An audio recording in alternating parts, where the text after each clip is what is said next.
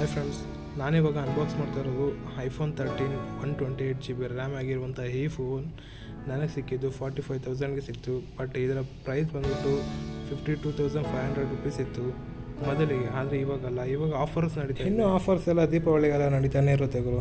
But ಇದನ್ನು ಯಾರು ತೊಗೊಬೇಕು ಅಂತಿದ್ದೀರೋ ಆಲ್ರೆಡಿ ಒಂದು ತಿಂಗಳು ಮುಂಚೆನೇ ಪ್ಲ್ಯಾನ್ ಮಾಡಿರ್ತೀರ ತೊಗೊಬೇಕು ಅಂತ. ಸೊ ಪರ್ಚೇಸ್ ಮಾಡಿದ್ದಾದಮೇಲೆ ಇದನ್ನು ಅನ್ಬಾಕ್ಸ್ ಮಾಡಿದ್ರೆ ಹೇಗಿರುತ್ತೆ ಅಂತೇಳಿ ನೋಡಲೇಬೇಕು ಅಂತ ಅನಿಸುತ್ತಲ್ಲ. ಸೊ ಇದು ನೋಡಿ, ನನ್ನ ಫ್ರೆಂಡೂ ಬುಕ್ ಮಾಡಿ ತರಿಸಿದ್ದಾನೆ. ಇದನ್ನು ಅನ್ಬಾಕ್ಸ್ ಮಾಡ್ತಾಯಿದ್ದೀನಿ, ಹೇಗಿದೆ ಅಂತ ನೋಡೋಣ. ಸೊ ಅನ್ಬಾಕ್ಸ್ ಮಾಡಿ ನೋಡಿದ್ದಾಯಿತು. ಬ್ಲ್ಯಾಕ್ ಕಲರು ತುಂಬ ಚೆನ್ನಾಗಿದೆ. ಐಫೋನ್ ಚೆನ್ನಾಗಿರುತ್ತೆ, ಯಾಕಂದರೆ ದುಡ್ಡು ಆಗೇ ಇರುತ್ತಲ್ವ.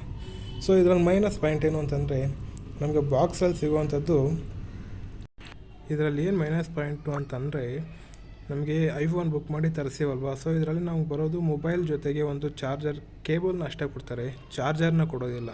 ಐಫೋನ್ದವನು ಈಗ ಚಾರ್ಜರ್ನ ಕೂಡ ಯಾರಿಗೂ ಕೊಡ್ತಿಲ್ಲ. ಸೊ ಇದನ್ನು ಸ್ಟಾಪ್ ಮಾಡಿದ್ದಾನೆ. ಇದೊಂದೇ ಮೈನಸ್ ಪಾಯಿಂಟು. ಸೊ ಚಾರ್ಜರ್ ಬೇಕು ಅಂತಂದರೆ ಆನ್ಲೈನಲ್ಲೇ ನೀವು ಸಪ್ರೇಟಾಗಿ ಬುಕ್ ಮಾಡಿ ತರಿಸ್ಕೊಬೇಕಾಗುತ್ತೆ. ಅದು ಕೂಡ ಸೂಟೇಬಲ್ ಚಾರ್ಜರ್ನ ಯೂಸ್ ಮಾಡಿ. ಕ್ಯಾಮ್ರಾ ಕ್ವಾಲಿಟಿಗೆ ಬಂದುಬಿಟ್ರೆ, ಕ್ಯಾಮ್ರಾ ಕ್ವಾಲಿಟಿ ಅಂತ ಸೂಪರಾಗಿದೆ ಅಂತಲೇ ಹೇಳ್ಬೋದು. ಯಾಕಂದರೆ ಕೆಲವೊಂದು ಫೋಟೋಸ್ನ ಅಪ್ಲೋಡ್ ಮಾಡಿದ್ದೀನಿ ನೋಡಿ. ಈ ರೀತಿ ನಮಗೆ ಕ್ಯಾಮ್ರಾ ಕ್ವಾಲಿಟಿ ಸಿಗುತ್ತೆ. ಎಲ್ಲಾದರೂ ಟ್ರಿಪ್ ಹೋದಾಗ ನಮಗೆ DSLR ತೊಗೊಂಡೋಗ್ಬೇಕು ಅಂತ ತಲೆನೋವೇ ಇಲ್ಲ. ಈ ಫೋನ್ ತೊಗೊಂಡೋದ್ರೆ ಸಾಕು, ಆರಾಮ್ಸೆ ನಿಮ್ಗೆ.